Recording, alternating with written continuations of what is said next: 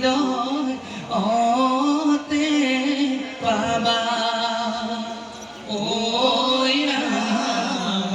মই যাওঁ বৈকুণ্ঠলৈ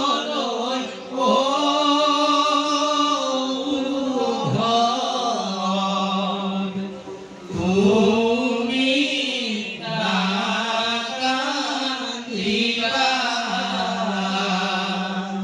তুমি নাকান্দিবা বিচাৰিলে তুমি মোক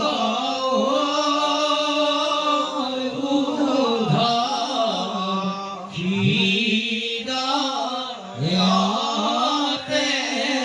পাবা কৃতবস্তে মুখ মচি প্ৰভু নাৰায়ণ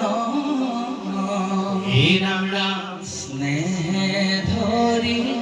উদ্ধৱ বুলি গাব শৰণ ঐ ৰাম মই যাওঁ বৈকুণ্ঠলৈ তুমি নাকান্দিবা তুমি নাকান্দিবা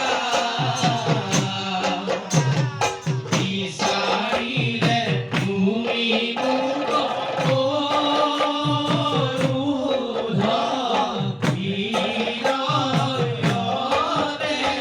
পাবা হে ৰাম মই গলে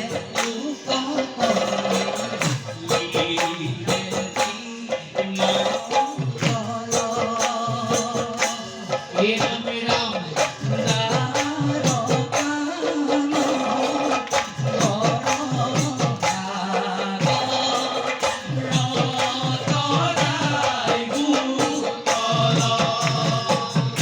ৰাম হীৰা বিচাৰিলে তুমি মোৰ হৃদয়তে